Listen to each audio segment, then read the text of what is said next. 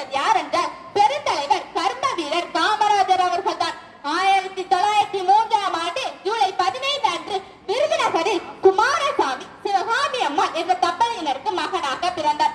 அவரது பாட்டி பார்வதி அம்மாள் தன் பேரனுக்கு காமாட்சி என்று பெயர் வைக்க அவரது வீட்டில் செல்ல மகன் ராஜா என்று அழைக்க இரண்டும் இணைந்து காமராஜ் என்ற பெயரை சூட்டப்பட்டது. சிறு வயதிலே தந்தையை இழந்ததால் குடும்ப வறுமையின் காரணமாக 6ஆம் வகுப்புடன் பள்ளி படிப்பை நிறுத்த வேண்டிய சூழல் ஏற்பட்டது.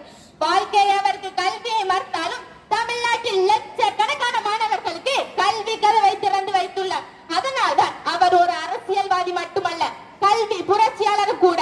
அவர் அடிக்கடி கிராமங்களுக்கு நேரில் செல்வார். அப்படி ஒரு நாள் கிராமத்திற்கு சென்ற போது சிறுவர்கள் மாடு வைத்துக் கொண்டிருந்தனர். அதில் ஒரு சிறுவனை அழைத்து பள்ளிக்கு செல்லவில்லையே என்று கேட்டான். அதற்கு அச்சிறுவன் பள்ளிக்கு சென்றால் சாப்பாடு யார் தருவா என்று கேட்டான். அந்த வார்த்தை அவரது மனதில் ஆழத்தில் பதிந்தது.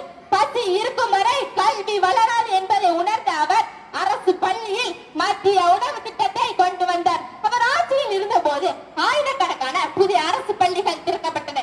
ஏழை மாணவர்களும் பள்ளிக்கு வர வேண்டும் என்பதற்காக மத்திய உணவு திட்டத்தை விரிவுபடுத்தினார்.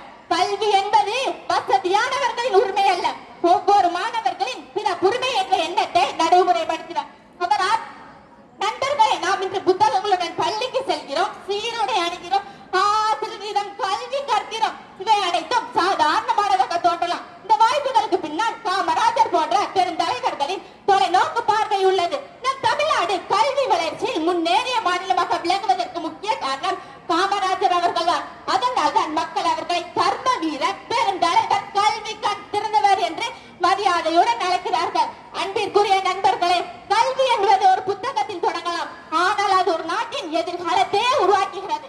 அந்த எதிர்காலத்தை ஒளிமயமாக்கிய கர்ம வீரர் காமராஜரை கல்வி வளர்ச்சி நாளில் நன்றியுடன் நினைவு கூறுவோம் என்று கூறி எனது உரையை ஒரு வேண்டுகோளுடன் நினைவு செய்கிறேன். காமராஜர் என்ற கல்வி தீபம் இன்னும் அணையவில்லை. அது ஒவ்வொரு மாணவனின் கனவிலும், ஒவ்வொரு பள்ளியின் வகுப்பறையிலும், ஒவ்வொரு